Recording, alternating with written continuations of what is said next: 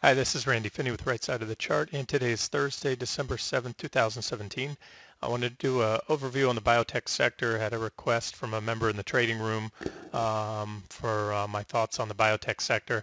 And I want to say this, I have mixed thoughts. It's a trade that for the most part I'm stepping aside right now because the charts just aren't clear to me, very clear whether the near-term direction is up or down. But what I'll do in this video is give some levels, some key levels to watch that'll kind of give you an indication. In other words, we have some stocks that support. I'll cover some resistance levels and zoom in here. We'll look at the daily chart, 60-minute chart XBI. So hopefully, if nothing else, you have some takeaways, some levels to watch, maybe some levels to trade off of if you're an active trader, or levels to set stops on if you're in this trade, as well as profit targets. So, all right, let's dive into the charts. Let's start here in the daily chart. One thing I've covered in the past, I have this level here, a line at about -1 on the PPO. And again, you can replicate this, use a MACD. It might be similar, but there's a lot of volatility in price swings in XBI, and I think a PPO works better on, and I can tell you, in my opinion, especially on very volatile securities or anything you're looking at with a large price range on the chart.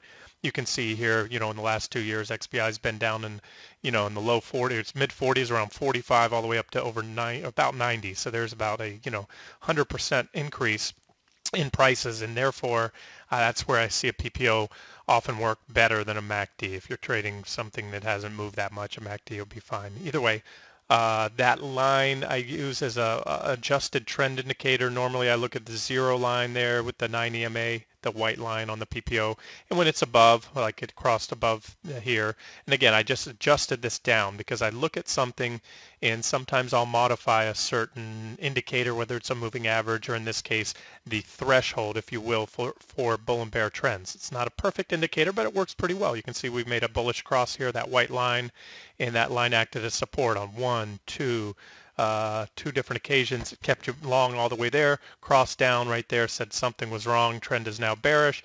It didn't prove to be a very lasting signal, but there was it really came about halfway, maybe even two-thirds down in that correction. But either way, that trend indicator flipped bearish, but it went back bullish here. Back test, back test, back test. So it kept you long throughout this whole trend, or at least told you, hey, the primary trend is bullish. And I pointed this out a few weeks ago. We've been flirting on that line for a while now. That you can see there's a successful back test just recently, but we're just above it. The PPO's made a bearish cross. Again, disregard the blue line. That's why I use a white line. It's the last two to cross, and it filters out a lot of whipsaw signals, and we're right there. So, you can make a case. I put much more emphasis in support, resistance, price action up here. Again, that's just something to kind of indicate what the primary trend is. Right now, we're walking the line, and it could cross over or it could hold. I, and I also say this, I think the success or failure of XBI, or in other words, whether the next major trend is up or down, will hinge largely on what QQQ does. The NASDAQ 100 holds a lot of biotech stocks in there. LABU and LABD, by the way, track this same index. There's several biotech ETFs out there, but XBI tracks the Spiders S&P Biotech index, as does LABU and LABD. So on that, also be aware if you're trading LABU and LABD. I've talked often about this, and there's quite a bit in the FAQ page on the right side of the chart that talks about the use of leverage ETFs. Very few, if any, are as detrimental to holding long-term than LABU and LABD. If you're going to trade those as swing trade and hold them for more than a few days, a few weeks, in my opinion, you're better off shorting the opposite version. If you want to go long the biotechs, short the three-time bearish because of the decay. What I mean by that is the decay. If you have a trend, a pretty solid trend with very few givebacks, the decay isn't that bad on those three-time ETFs. But when you have something as volatile as the biotechs, day to day, even or especially in the sideways grind, that's where the decay is awful. So I wanted to point that out. And if you're in those, you're getting underwater, you're going to reach a point of no return eventually, where the losses are so bad that even if the sector itself gets back to where it was when you started, you're still going to be underwater. So just keep that in mind. And you know, if I can't give investment advice, but if I had to give advice of your swing trading biotechs, just use XBI. If you're going to go short, you have a margin account, just short XBI, or again, short the leverage versions if you want the opposite side of it, and then you can put that decay to your favor. So enough on that. What else do I see on this chart? Okay, I covered the trend indicators. There was some divergence here recently on the RSI, but not the PPO, and that divergence would have been marked from this point to this point. You can see it down there on the RSI as prices made a lower low, and that divergence played out for a little pop so far, but not much. Bigger picture, what stands out to me on the biotechs is this recent breakout to new highs. Let me try to highlight that for you. We had a reaction here, and we broke out, made new highs, but that new high was a divergent high, as is shown here, and it failed. So number one, I often talk about how I don't like to take breakouts to new highs. After we broke out, we did consolidate, and that was healthy action. Then we had another leg up, but so far we fell back down below that breakout point, that previous reaction high. We fell back below this area of consolidation, and we're below this. You can see these two lines. Was a support zone. We're kind of chopping through it now. I'll tell you the where we go from here. From looking at this daily chart, you can see some reactions there, some reactions there. Again, we're in a sideways range. I can't give you a very strong opinion on the near-term direction. Maybe the 60-minute chart will help us with that. We'll get to that in just a second. But a break of that 85.61 would be bullish because you have some reaction highs there, reaction highs back here in that consolidation zone. Below these reaction lows here, the first decent support here is at about $77. You can see some support, some reactions above and below back here. And then, of course, these other lines, and then you have a primary uptrend line. My best guess, I think this will break down and the biotechs will move lower eventually, and I'll show you what to watch for that on the 60-minute chart, but that's just my best guess as of now. And one of the reasons is we haven't visited this uptrend line in a while. You can see it's not very well defined either. I'm not putting too much faith in it right now, or stock in it, I should say. But if we have another reaction, that'll help to validate it. And that also comes in around this support zone. So I have to say that's my preferred scenario, but I don't feel strong enough to bet it right now. In other words, to put money on it to short the biotechs, because as we can see here, it's been a dead money trade for a while, mostly sideways. All right, 60-minute charts. Here's XBI on the 60-minute time frame. You can see two successful defenses of this level here, about 79, a little bit of overshoots there. There was a divergent high, a rising wedge, breakdown back test. That wedge may have played out enough for its correction. Let me look at a 2-hour chart. There we go. This is what I wanted to get to.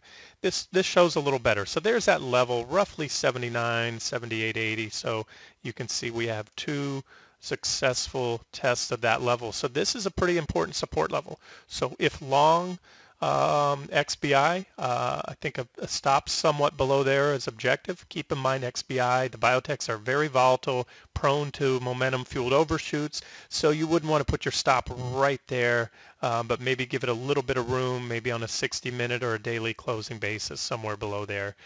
You can see there was a gap back here as well that helps define that level. There was a reaction high there. There was another gap and a reaction there. So pretty decent support level, one to watch now. You can also put a downtrend line off the highs, as I've done here, and that captures a few of these reaction highs, 1, 2, 3. So that validates that trend line. And so this and this forms a descending triangle pattern. Those are inherently bearish, but I can tell you I've seen them. They can break either way, and you have to respect whichever direction it breaks. So it's a pretty big range that I can tell you. I know it's not going to help, as far as stops go, as far as percentage terms. Let's see, all the way to the top, that's about 4% roughly. And down below, you have about 3%. So again, pretty wide range, but that's the nature of these stocks. They swing wildly. So if you're trading the biotechs, especially with those leverage ETFs, you just have to give them room. Otherwise, you're going to have your stops run on almost a near daily basis just due to the volatility in these stocks. So there's your levels. That's most important. Again, bearish if we break below, bullish if we break above, as well as those levels I just mentioned on the daily chart. And this is what happens when you're in the trend has been down to sideways. And so what happens, these indicators, the momentum indicators, the RSI, the PPO, they start to flatten out. And therefore, that's why I just can't extract a lot of information on where it's going to go from here. That's the nature of these consolidation periods. Let's look at a few of the leading names and we'll wrap it up here because I think that gives us an idea too as to where things might go. Here's the holdings. Yeah, these are all the holdings of XBI, and I sorted those by market cap. Now I can tell you this: I'm from memory, if memory serves me correct, the XBI doesn't have their top holdings in the same order as these market caps. So you can pull up XBI. I'll go over a few of these charts. They should be within the top 20, I would think. So let me just go over a few of the names because, again, these are leading biotech companies. And when I go through by market cap, that's going to show you the largest, which is AbbVie. That's a $152 billion company. Um, the outlook for this one's bearish. You can see down below I have the divergent highs marked, and with the exception of one right here, it did play out for a little correction, but most of these played out for pretty decent corrections ranging from about, there's over 18%. This one I think was it's about 7-8% right there, and we have some pretty steep divergence right here. So the outlook for AbbVie, I think that one's going to correct soon. And again, this is one of the leading biotechs, and so that factors into what impact that'll have on the sector. I do want to say this, and I've said it before.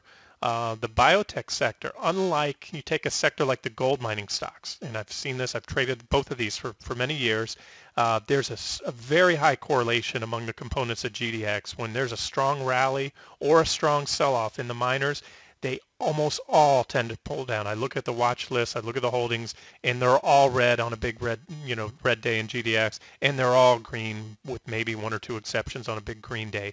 Not always the case in the biotechs because if you think about it, biotech industry, there's just a wide array of companies with different products. Some have very diverse pipelines. Some are riding on only one drug.